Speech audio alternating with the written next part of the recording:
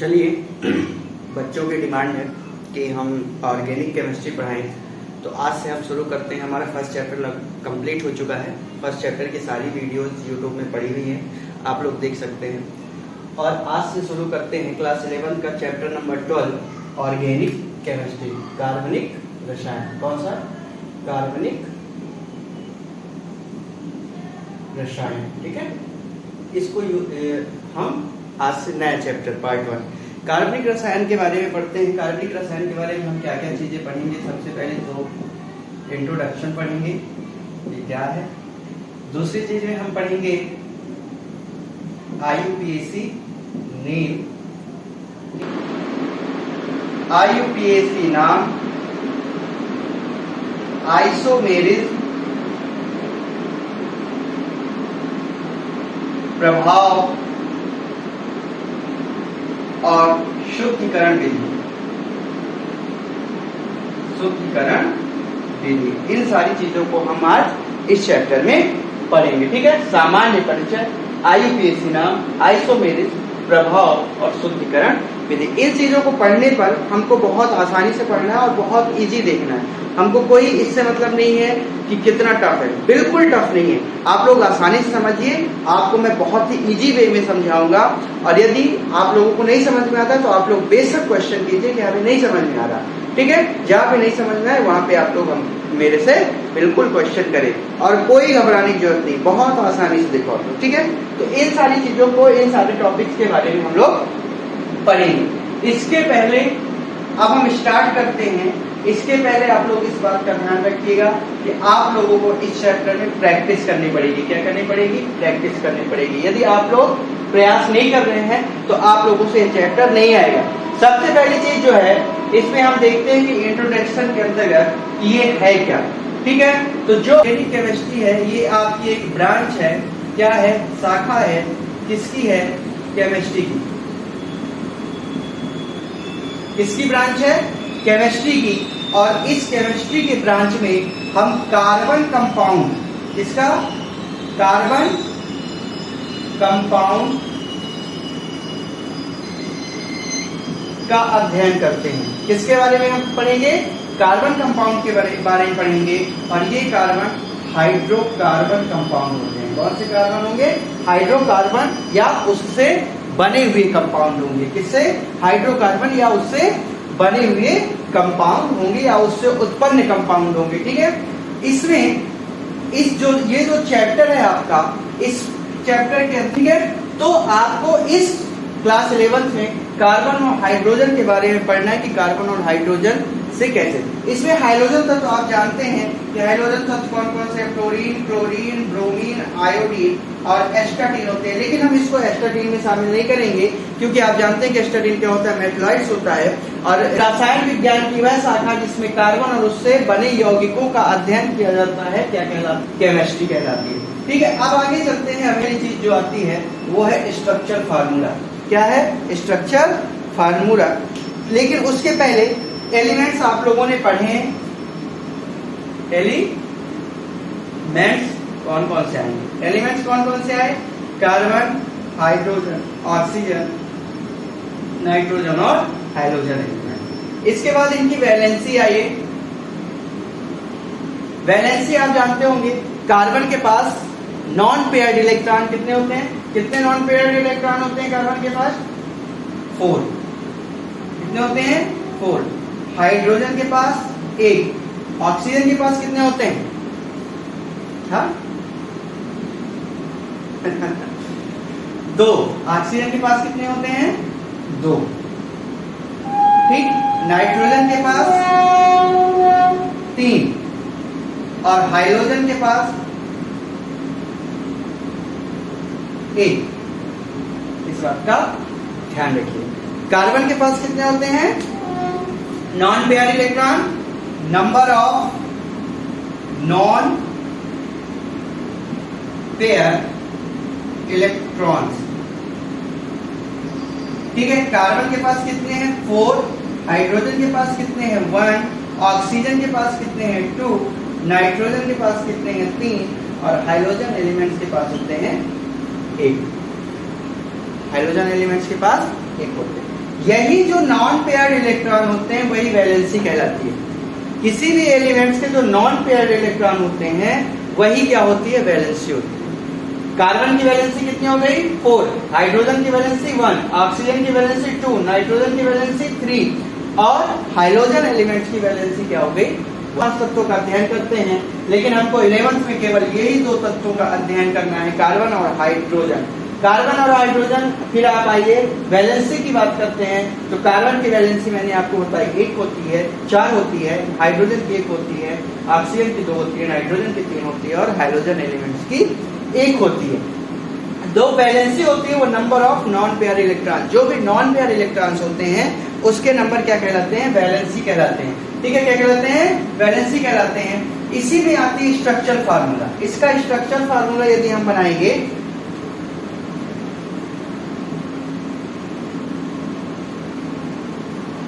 Structural formula क्या होगा, जो कार्बन का स्ट्रक्चर फार्मूला होगा वो क्या होगा, ये होगा कुछ इस टाइप से, हाइड्रोजन का ऐसा, ऑक्सीजन का ये हो गया, ठीक है। नाइट्रोजन का कैसा फार्मूला होगा, ये हो गया, और आपके हाइड्रोजन एलिमेंट्स का फार्मूला कैसा होगा, स्ट्रक्चर फार्मूला। ये जो आपको लाइनें शो कर रही है ना, वो लाइनें क्या बताती हैं कि इनसे कोई ना कोई अदर एलिमेंट्स ऐड है। कोई भी फंक्शनल ग्रुप, कोई भी एलिमेंट्स, कोई भी जो इनकी कैपेसिटी को पूरा करेगा वो क्या है, इनसे ऐड है। इस बात को आप लोग ध्यान रखेंगे। तो ये सारी कैपेसिटीज पे क्या है, ये सारी चीजों में जो ब्रांचेस दिखा रही है, जो लाइनें आपको दिखा रही हैं, वो बताती है कि इनसे कोई ना कोई एलिमेंट्स अभी और जुड़ा हुआ है जिसके बारे में हमको जानकारी नहीं है। एटम्स जुड़े हुए हैं या मॉलिक्यूल्स जुड़े हुए हैं। ठीक है, अब हम बात करते हैं स्ट्रक्चर फार्मूले की। किसकी बात करेंगे, स्ट्रक्चर फार्मूले की। बहुत आसानी समझिए, यही स्ट्रक्चर फार्मूला अब आपको आगे काम देगा। ठीक है, स्ट्रक्चर फार्मूले की हम बात करते हैं।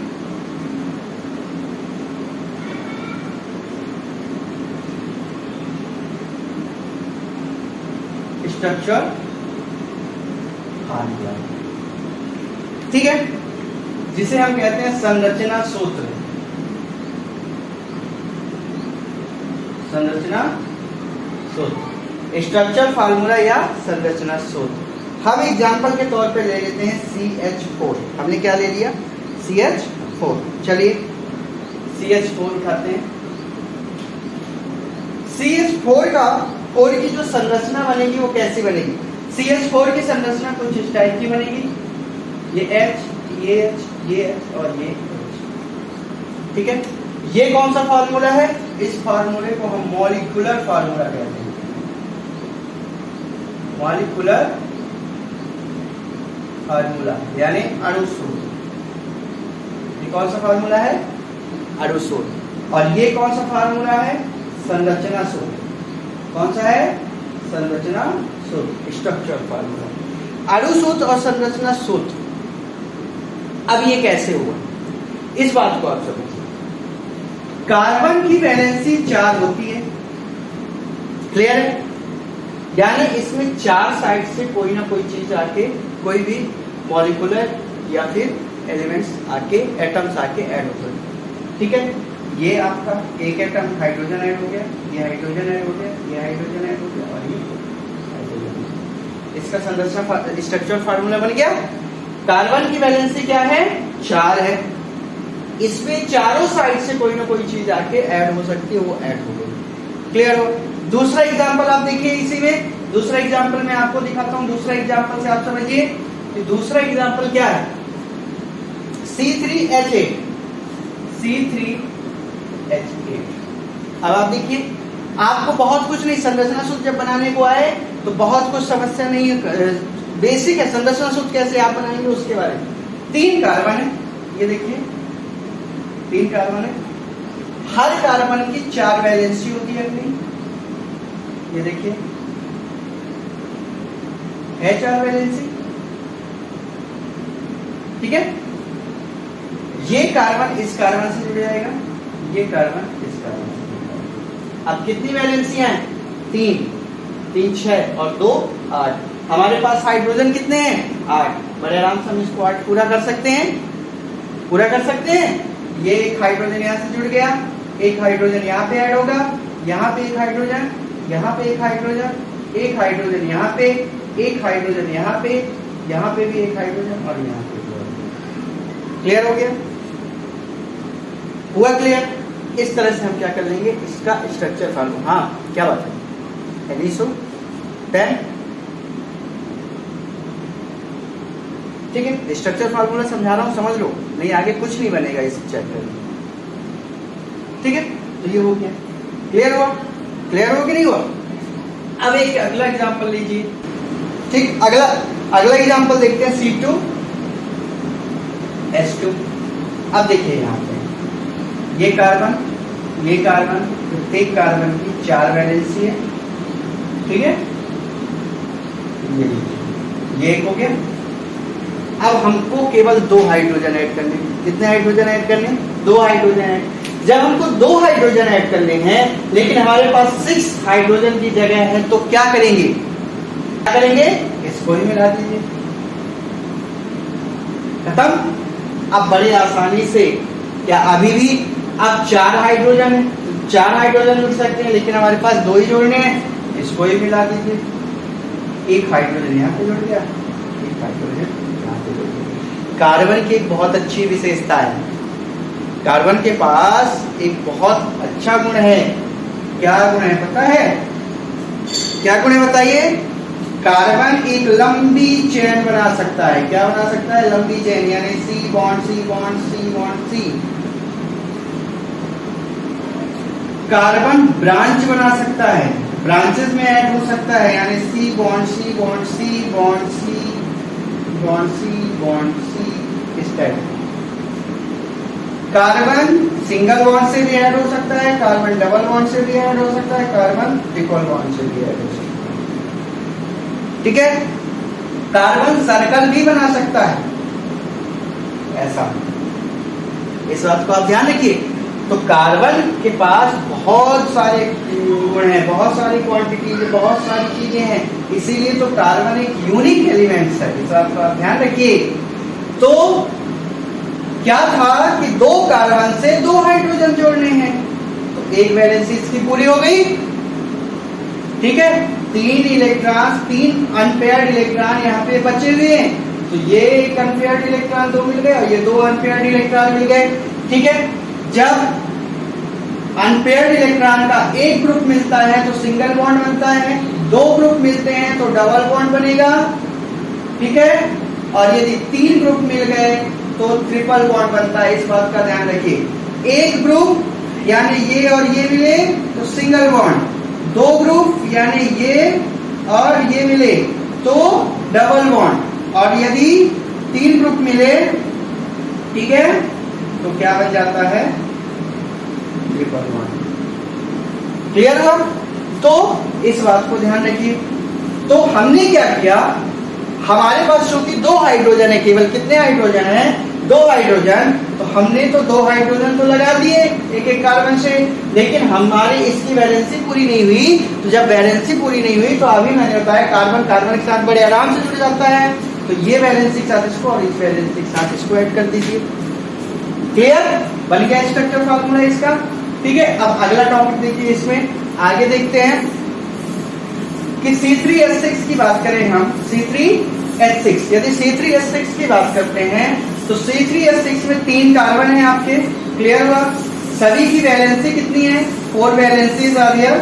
ठीक है, सभी कार्बन की 4 वैलेंसीज हैं।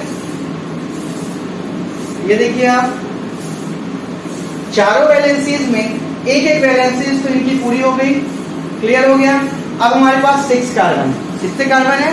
6 कार्बन है, लेकिन हमारे पास 6 हाइड्रोजन है, और कितने हाइड्रोजन की प्लेसेस बच रही है? 3 3 6 तो 8 हाइड्रोजन की प्लेसेस बच रही है, तो आप इसको मिला दीजिए। क्लियर हो गया? जब क्लियर हो गया तो हमारे पास हाइड्रोजन आसानी से जो जगह थी वहां पे जुड़ जाएंगे। 3 और 3 6 हाइड्रोजन। इसको हम एक इस टाइप से बना सकते हैं। दूसरा क्या बना सकते हैं इसका फार्मूला? ये हो गया, डबल बॉन्ड हमने यहां पे लगा दिया, ठीक है, यहां पे, और क्या कर दिया हमने, एक कार्बन, एक हाइड्रोजन और एक हाइड्रोजन यहां पे, ठीक है, एक हाइड्रोजन यहां पे, एक हाइड्रोजन यहां पे और एक हाइड्रोजन यहां पे। दूसरा स्ट्रक्चर बन गया। इसका तीसरा स्ट्रक्चर यदि हम सर्कल में जाए, रिंग बनाए, तो रिंग बनाएंगे जब तो कैसे बन जाएगा, एक कार्बन, दूसरा कार्बन और ये तीसरा कार्बन, ठीक है। ये कार्बन की दो वैलेंसी पूरी है, दो हाइड्रोजन बचे हैं, ये एक हाइड्रोजन, ये हाइड्रोजन। इस कार्बन की भी दो वैलेंसी पूरी है, दो हाइड्रोजन बचे हैं, एक ये हाइड्रोजन। इस कार्बन की भी दो वैलेंसी पूरी है, दो हाइड्रोजन, दो हाइड्रोजन। ये क्या हो गया, स्ट्रक्चर फार्मूला हो गया। क्लियर, कोई डाउट, ठीक है। तो इस तरह हम स्ट्रक्चर फार्मूला क्या करते हैं, इनको बना लेते हैं। एक और एग्जांपल देखिए, हम एक और एग्जांपल के थ्रू आपको समझाते हैं कैसे बनाते हैं स्ट्रक्चर फार्मूला, ठीक है। 3C ये हो गया। फिर इसके बाद आइए CH3OH, ठीक है। एक कार्बन है, क्लियर है, क्या है, एक कार्बन, 4 वैलेंसीज है कार्बन की, क्लियर है, 3 तो हाइड्रोजन जुड़े हुए हैं, H और ये H हो गया, ठीक है। उसके बाद एक ऑक्सीजन जुड़ा हुआ है, क्या जुड़ा हुआ है, एक ऑक्सीजन। ऑक्सीजन की कितनी वैलेंसीज होती हैं, ऑक्सीजन की वैलेंसी कितनी होती है, अभी मैंने बताया था। तो ऑक्सीजन की वैलेंसी, हाँ बिल्कुल, आवाज नहीं आने के लिए आप लोग अपना अपना माइक चालू कीजिए, हाँ, ठीक है। तो ऑक्सीजन की कितनी वैलेंसीज होती हैं, 2, ठीक है। एक वैलेंसी के साथ ये ऐड हो गया, क्लियर, ऑक्सीजन के साथ एक हाइड्रोजन है, ये हाइड्रोजन ऐड हो गया, बन गया स्ट्रक्चर फार्मूला। मॉलिक्यूल्स या एटम्स वहीं पे ऐड होंगे जहां पे नॉन पेयर इलेक्ट्रॉन होंगे, इस बात का ध्यान रखिए। मॉलिक्यूल्स और एटम कहां पे ऐड होंगे, वहीं पे ऐड होंगे जहां पे non pair electron. Pair electron पे आप नहीं ऐड कर देंगे कि आप पेयर इलेक्ट्रॉन पे क्या करते हैं, उनको ऐड कर दें। यदि आप पेयर इलेक्ट्रॉन पे ऐड करेंगे तो आपका स्ट्रक्चर फार्मूला क्या हो जाएगा, रॉन्ग हो जाएगा, ठीक है। अगला देखिए, अभी स्ट्रक्चर बनाना मैं आपको सिखा रहा हूं। CH3COOH, इसका फार्मूला बताइए, कौन बनाएगा, आवाज नहीं आ रही, हाँ, ठीक। अब देखिए, एक कार्बन है, इससे 3 हाइड्रोजन ऐड है, बहुत आसानी से, कोई इशू नहीं। फिर कार्बन है, ये कार्बन। अब जहां पे कार्बन और ऑक्सीजन साथ में आ जाए, तो अब ये मान लीजिएगा कि कार्बन कहता है ऑक्सीजन पूरा का पूरा मेरा है, मैं किसी को नहीं दूंगा, और ऑक्सीजन कार्बन के साथ हमेशा डबल बॉन्ड के साथ मिल जाएगा। यदि सिंगल कार्बन जो ऑक्सीजन जुड़ेंगे, कितने पेयर्ड इलेक्ट्रॉन होते हैं, जुड़ गया। अब इसकी वैलेंसी क्या होगी, इस कार्बन की 1 2 3, एक और ऑक्सीजन अभी बचा हुआ है, तो एक और ऑक्सीजन को आप ऐड कर दीजिए, ये ऑक्सीजन 2 2 4 और ये। अब एक वैलेंसी इसकी बची हुई, तो इसके साथ हाइड्रोजन है, आप हाइड्रोजन जोड़ दीजिए, बन गया स्ट्रक्चर। एनी इशू, किसी को कोई दिक्कत नहीं है ना। चलिए अब अगला देखिए, एग्जाम्पल बोलो एग्जाम्पल। चलो, CH3 का होल ट्वाइस CH2, ठीक है। इसको देखो, CH3, ठीक है, H H H और H, ठीक है, और CH3 H H H। अब इसको आप देखो, इसको आप देख के नोटिस कर रहे होगे, ये आगे ब्लॉक हो गया ब्लॉक। जब आगे ब्लॉक हो गया तो ये कहां से जुड़ेगा भैया, कैसे जोड़ दोगे, नहीं जोड़ोगे ना। तो अभी मैंने क्या बताया था कि कार्बन ब्रांचेस में भी ऐड हो जाता है। कार्बन कहाँ आता है, ब्रांचेस स्ट्रक्चर में भी। तो जब ये ब्लॉक हो गया तो इसको हमको ब्लॉक नहीं करना है, हम कहाँ ऐड कर देंगे, 2 CH3 है ना, तो एक CH3 यहाँ पे भी ले लो, H H और ये H हो गया। अब इसके बाद एक और कार्बन है, ये कार्बन, एक वैलेंसी यहाँ पे कार्बन की बची है, एक वैलेंसी कार्बन की यहाँ बची है, तो ये दो वैलेंसियों, एक वैलेंसी इसकी और एक वैलेंसी इसकी। क्लियर? अब दो वैलेंसी बची हैं, कितनी बची हैं? दो वैलेंसी। तो एक वैलेंसी में तो इसके साथ हाइड्रोजन ही जुड़ा हुआ है, ये देखिए, और एक वैलेंसी से फिर कार्बन जुड़ा हुआ है, जुड़ा हुआ है। क्लियर? अब इसकी वैलेंसी को देखिए, इसकी चार वैलेंसी, कितनी वैलेंसीज होती हैं? चार, 1 2 3 और ये फोर्थ से जुड़ गया, तो चार से चार वैलेंसीज थे, एक तो हाइड्रोजन जुड़ा हुआ है, अब दूसरे से ऑक्सीजन, और ऑक्सीजन इस दूसरे से ऑक्सीजन, दो दो चार, और ऑक्सीजन की वैलेंसी आप जानते हैं कितनी होती है? दो। ऑक्सीजन की वैलेंसी कितनी होती है? दो होती है। तो ये क्लियर हुआ? हुआ? यानी ऑक्सीजन डबल बॉन्ड के साथ जुड़ा हुआ है। ऑक्सीजन किसके साथ जुड़ा हुआ है? डबल बॉन्ड के साथ, है ना? तो ऑक्सीजन हमेशा डबल बॉन्ड के साथ जुड़ता है ना, बताया था मैंने।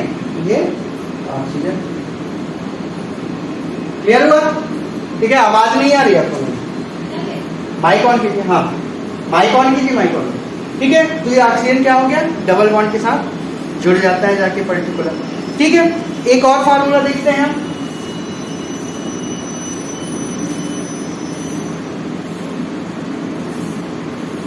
CH3 बॉन्ड CH2 का होल ट्राइस, ठीक है, CH3 बॉन्ड CH2 का होल ट्राइस। और अब इस फार्मूले को देखिए, कार्बन है, कार्बन के साथ कार्बन की चार वैलेंसीज होती है जिसमें तीन हाइड्रोजन जुड़े हुए हैं, फिर एक कार्बन है, तीन कार्बन है। कितने कार्बन है? क्योंकि तीन है बॉन्ड, तीन कार्बन है, दो दो हाइड्रोजन जुड़े हुए हैं बड़े आसानी से। तो हाइड्रोजन जब इस पोजीशन में है तो आराम से आप ऐसे ही जोड़ सकते हैं। ठीक, इस कार्बन से ऑक्सीजन जुड़ा हुआ है, ये ऑक्सीजन, ठीक है। ऑक्सीजन की कितनी वैलेंसीज होती हैं? दो। तो एक वैलेंसी के साथ ये जुड़ गया और एक वैलेंसी के साथ ये हाइड्रोजन जुड़ गया। क्लियर? तो ये क्या हो गया आपका स्ट्रक्चर फार्मूला, कि आपको स्ट्रक्चर ऐसे बनाना है। इसके बाद लाइन फार्मूला आता है, लाइन स्ट्रक्चर आता है। क्या आता है? Line structure. क्या आता है? Line structure. ठीक है, क्या आएगा? Line structure.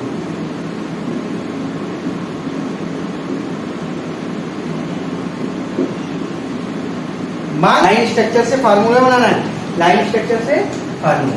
ये देखिए, ये ठीक, ये है और ये है, और ये लाइन स्ट्रक्चर दिया हुआ है, आपको फार्मूला बनाना है। ठीक है, लाइन स्ट्रक्चर दिया, फार्मूला बनाना है। मैंने अभी क्या बताया? जहां जहां एंगल बनता है वहां कार्बन होता है, जहां एंड होता है वहां कार्बन होता है। ये कार्बन हो गया। क्लियर? ये कार्बन, ये कार्बन, ये कार्बन और ये कार्बन। ये कार्बन डबल बॉन्ड से जुड़ा है, ये सिंगल बॉन्ड से जुड़ा, ये ट्रिपल बॉन्ड से जुड़ा। क्लियर हो गया? इसमें दो है, H2 की कमी है, किसकी कमी है? H2 की। इसमें तीन है, एक H की कमी है, इसकी पूरी है, और इसमें S3 की कमी। जो इसका अंतिम फार्मूला बनेगा वो क्या बनेगा? CH2 double bond C bond C triple bond, इसमें S3 क्यों? एक H। ठीक है, तो ट्रिपल बॉन्ड H, ये इसका क्या बन जाएगा? फार्मूला बन जाएगा। ये यहाँ पे H होगा, सॉरी। ठीक, तो ये फार्मूला बन गया, इसका बन गया। क्लियर? तो कुल मिला के आप लोगों ने जो चीजें पढ़ी उसमें मैंने ये बताया कि स्ट्रक्चर कैसे बनाएंगे किसी भी कंपाउंड का, और उसके लाइन स्ट्रक्चर से उसका फार्मूला आप कैसे बनाएंगे। ठीक है, तो बहुत ही इजी वे पे मैंने बताया कि जहां पे नॉन पेयर्ड इलेक्ट्रॉन है वहीं पे कोई भी एटम या मॉलिक्यूलर आके ऐड होगा। बहुत ही आसानी सा एग्जांपल था कि मैंने आपको कार्बन का दिया। कार्बन की वैलेंसी क्या है? 4 है। कार्बन की वैलेंसी 4 है क्योंकि इसके पास 4 नॉन पेयर्ड इलेक्ट्रॉन है। कितने नॉन पेयर्ड इलेक्ट्रॉन है? 4 नॉन पेयर्ड इलेक्ट्रॉन है। हाइड्रोजन की वैलेंसी 1 है क्योंकि हाइड्रोजन के पास 1 नॉन पेयर्ड इलेक्ट्रॉन है। ऑक्सीजन की वैलेंसी कितनी है? 2 है क्योंकि ऑक्सीजन के पास 2 नॉन पेयर्ड इलेक्ट्रॉन है। नाइट्रोजन की वैलेंसी 3 है और हाइड्रोजन की वैलेंसी 1 है। क्लियर हुआ? इन्हीं जो बैलेंस नॉन पेयर्ड इलेक्ट्रॉन है, इसी में कोई ना कोई एटम या मॉलिक्यूल आके क्या हो जाता है, ऐड होता है, और फार्मूला स्ट्रक्चर, फार्मूला वहीं से बनना शुरू हो जाता है। ठीक है, मैंने बहुत आसानी का एग्जांपल दिया था, बहुत आसान सा एग्जांपल दिया कि CH4 को मैंने बोला तो CH4 का स्ट्रक्चर फार्मूला कैसे बना था कि कार्बन है, कार्बन की 4 वैलेंसी है, यानी चारों साइड से हाइड्रोजन इसमें हो जाते हैं। C2H5 आप देखिए, C2H5 का आप एग्जांपल देखिए, या C2H5 में देखिए C2H5 दो कार्बन है, दोनों कार्बन की 4 वैलेंसीज होती हैं। ठीक है, ये एक वैलेंसीज तो ये कंप्लीट हो गई, क्योंकि आपको पता है कि कार्बन चैन में भी जुड़ सकता है, कार्बन ब्रांचेज में भी जुड़ सकता है, कार्बन रिंग में भी जुड़ सकता है, कार्बन एक लंबी श्रृंखला, एक लॉन्ग सीरीज बना सकता है। ठीक है, अब 5 हाइड्रोजन चाहिए, लेकिन यहाँ पे 6 हाइड्रोजन है। कितने हाइड्रोजन है? 6 हाइड्रोजन है। तो इसको कैसे करेंगे? क्या ये पॉसिबल है? बताइए, नहीं पॉसिबल है। तो यहाँ पे फॉर्मूला होगा, ठीक है, एक अगला है। तो इसमें देखिए दूसरा बताता हूं, C2H6 का एग्जांपल लीजिए। C2H6 दूसरा कार्बन है, 4 कार्बन, ये बड़े आसानी से ऐड हो जाएंगे, hydrogen hydrogen hydrogen hydrogen hydrogen और हाइड्रोजन। कोई इशू, किसी को कोई इशू नहीं होनी चाहिए। मैंने एक और एग्जांपल बताया था, CH3OH, CH3OH, तो CH3OH को आप देखो तो एक कार्बन है, 3 हाइड्रोजन आसानी से जुड़े हुए हैं। ठीक है, O है, O हो गया।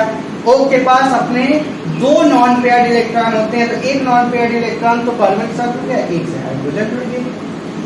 तो इस तरह से आपको स्ट्रक्चर फार्मूला बना लेना है। बहुत बड़ी चीज नहीं है कि स्ट्रक्चर फार्मूला बनाना बहुत बड़ी, कोई भी बहुत बड़ी चीज है।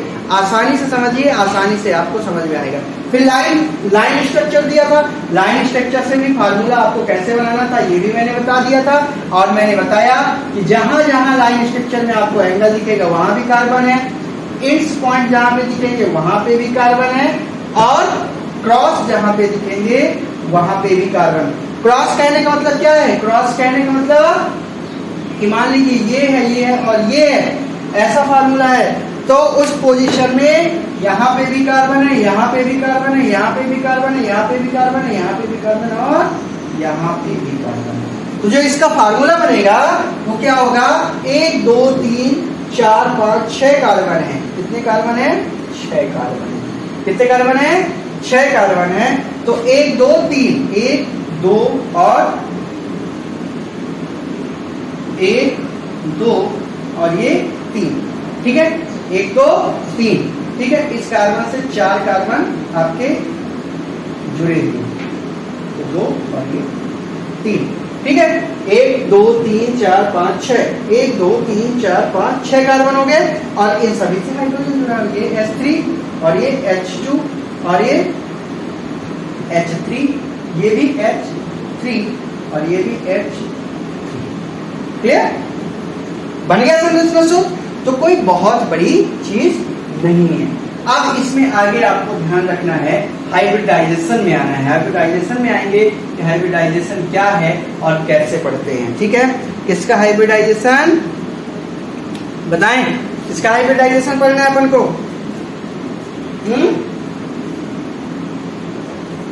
Hybridisation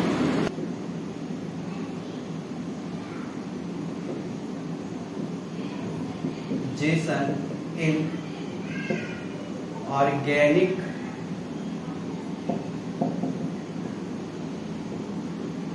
compound. ठीक है, कार्बनिक यौगिकों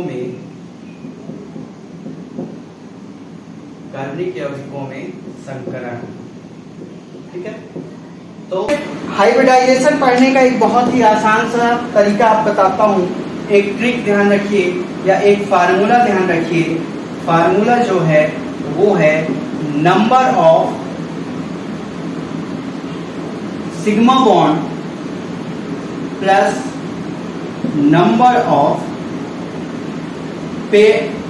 loan paired electron, loan paired electron. इस फार्मूले को ध्यान रखिए, यानी number of sigma bond plus number of LP. ठीक है, फार्मूला है सिग्मा बंधों की संख्या, सिग्मा बंधों की संख्या प्लस युग्मित इलेक्ट्रॉन, युग्मित इलेक्ट्रॉन की संख्या। इस फार्मूले को आप ध्यान रखेंगे, इस फार्मूले को ध्यान रखने पे आपको बहुत ही आसानी से हाइब्रिडाइजेशन जाएगा। हाइब्रिडाइजेशन का क्या पढ़ते हैं, sp, sp2 और sp3। यदि इस फार्मूले से संख्या 2 आ रही है, इस फार्मूले का टोटल 2 आ रहा है तो वहां पे sp हाइब्रिडाइजेशन होगा, 3 आ रहा है तो sp2 हाइब्रिडाइजेशन होगा, और यदि 4 आ रहा है तो sp3 हाइब्रिडाइजेशन होगा। इस बात को आप लोग ध्यान रखेंगे। ठीक है, तो फार्मूला मैंने बताया कि number of sigma bond plus number of loan paired electron में, ठीक है, इसमें बता दिया। और इस फार्मूले से अगर वैल्यू 2 आ रही है तो वहां पे sp हाइब्रिडाइजेशन है, यदि 3 आ रही है तो sp2 हाइब्रिडाइजेशन है, और यदि 4 आ रही है तो sp3 हाइब्रिडाइजेशन है। अब एग्जांपल के थ्रू हम इसको समझते हैं कि कैसे। एग्जांपल देखते हैं और एग्जांपल के थ्रू मैं आपको बताता हूं कि कैसे आप कैलकुलेट करेंगे। ठीक है, जैसे CH4, आप CH4 को लेके चलिए, CH4, लेकिन उसके पहले आप ध्यान रखिए सिग्मा और पाई बॉन्ड के बारे में जानिए। सिग्मा बॉन्ड, सिग्मा बॉन्ड यदि A और B कंपाउंड मिल रहे हैं, केवल सिंगल बॉन्ड हो, क्या है, केवल एकल बंध है या सिंगल बॉन्ड है। जब सिंगल बॉन्ड है तो वहां पे सिग्मा बंध बनेगा। क्या बनेगा, सिग्मा बंध बनेगा। ठीक है, अब A और B कंपाउंड बन रहे हैं, यदि डबल बॉन्ड के साथ बन रहे हैं, एक बंध जो होगा वो सिग्मा होगा और दूसरा पाई होगा। ठीक इसी तरह A और B यदि ट्रिपल बॉन्ड से है, एक सिग्मा होगा और 2 पाई बंध होंगे। ठीक है,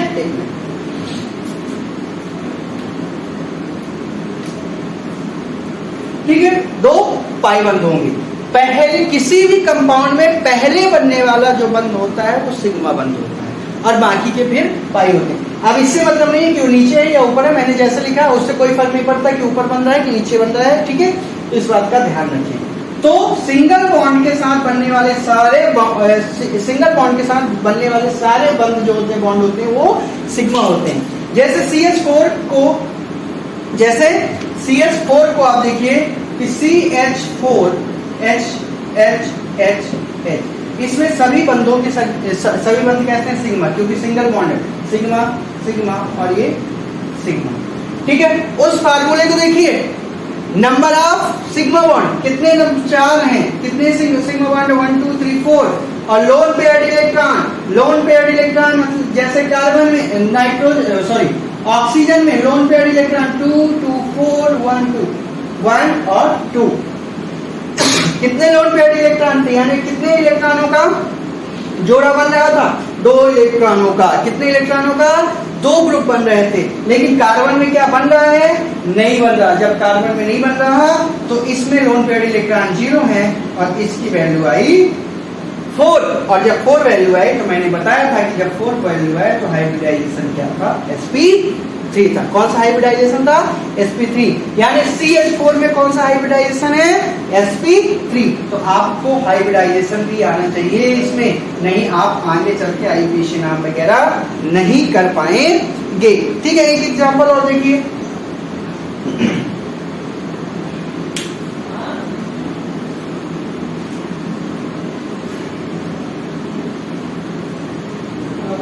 CH3 बॉन्ड CH, ठीक है, double bond CH, bond C, triple bond CH।